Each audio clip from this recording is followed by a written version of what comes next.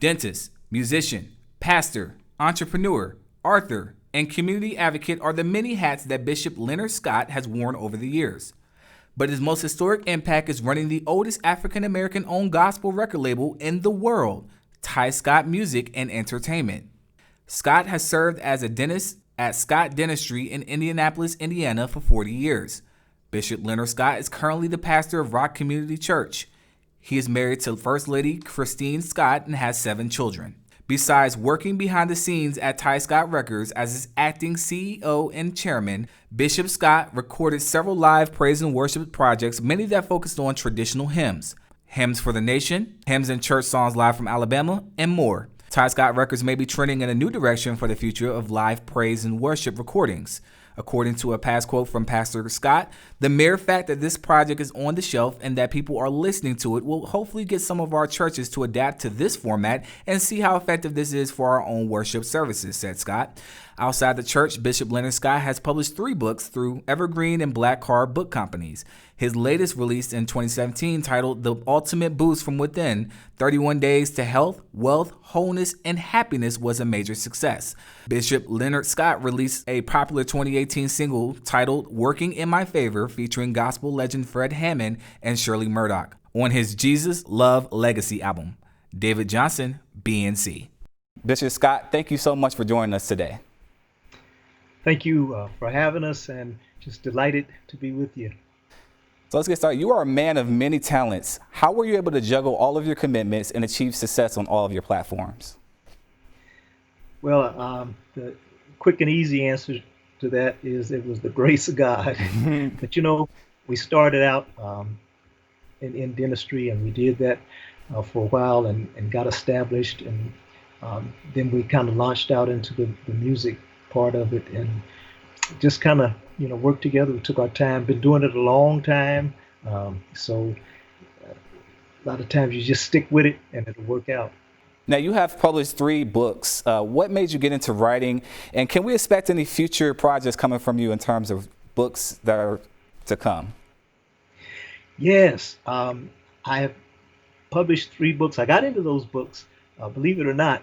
I felt a leading from God, to write, but I didn't know what to write about. And I am actually working on my 4th book right now, which deals with our senses. And most of us know about our 5 major senses: sight, hearing, smelling, tasting, and touching. But I found out that we have about 10 more that I've been researching, and I tell you, this is going to be a real exciting book. There's a very close connection to leukemia for you. Talk about that connection you have and what you have done in support of leukemia. So, one of my daughters contracted leukemia. Never really been sick in her whole life. She starts to getting winded, and waking up in the middle of the night, can't catch her breath, and getting splotches on her skin, and she had a complete physical checkup 6 months before, nothing wrong, clear bill of health, and her fiance, told her, well, you need to go get checked out again, and they come out and tell her that she has leukemia. Wow. And from that point on, things took a turn, and just they told her that if she hadn't, she'd waited another day, that she would have died. Nurse came in and said that they had actually found a match for her for a bone marrow transplant, and but the thing was that it wasn't from an adult donor.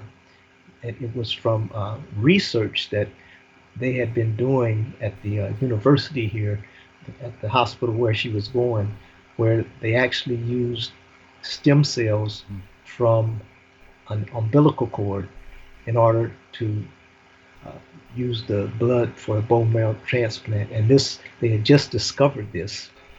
It was part of, I think it was in 2015 or so, around there, 14 or 15, that I became part of their Man and Woman of the Year campaign, and was able to raise over $10,000 to go toward research for the cure of blood cancers.